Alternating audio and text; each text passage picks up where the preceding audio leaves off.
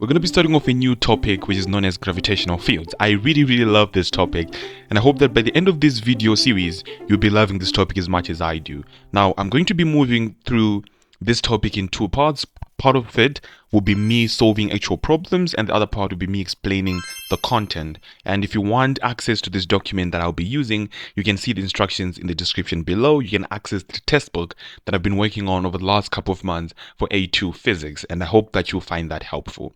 But other than that, let's start. So to kickstart gravitational fields, you have to understand the objectives that are required of you to actually understand. Now, you need to understand what is a gravitational field and understand that it is an example of a field or force, right? You now need to also understand how to represent gravitational fields by means of what are known as field lines. So we're going to explore again what those are. And if you know this, you can easily skip forward and move to the next video.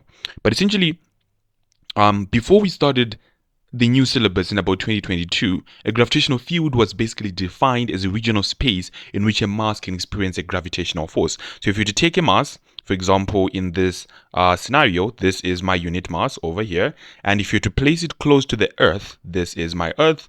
I'm just going to put a little E over there. So that mass was going to experience an attractive force, a force that pulls it down towards the Earth's surface. And that attractive force would be what we refer to as the gravitational force. So essentially, the region of space where you experience that force was referred to as the gravitational field.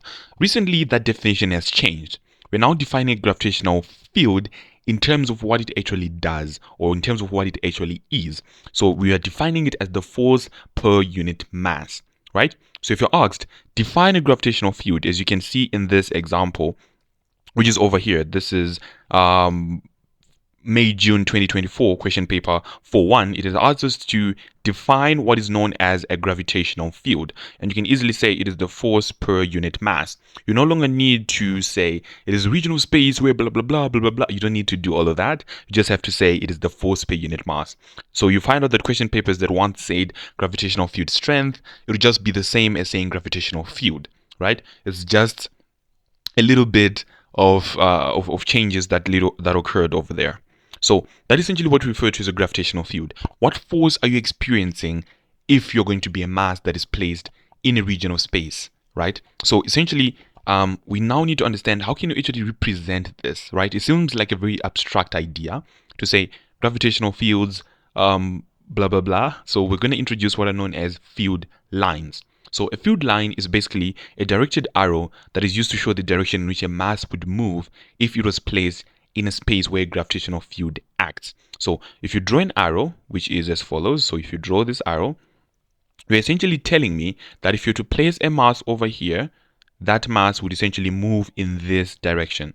Okay, that is essentially what this arrow tells you. So the direction of the arrow, which is the head that you're seeing over there, essentially tells you where exactly would the mass move if it was placed in a gravitational field, okay, or in a space where it's experiencing a force per unit mass. So questions can ask you, state what is indicated by the direction of the gravitational field lying at a point in a gravitational field. And all you need to say is it is the direction of force that will be acting on a test mass if it is placed at that specific point. And if you do just that, you'll be able to obtain the marks that are required of you. So that is basically the basic introduction to gravitational fields.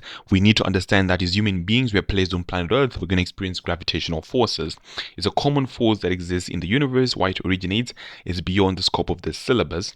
But you need to understand that a gravitational force is going to be experienced by any mass placed anywhere in the universe where there is another mass, right? And you need to understand that to represent it, we're going to use what are known as field lines. And in the next video, we're going to explore Newton's laws and what he actually had to say about this topic or this concept. So I'll see you guys.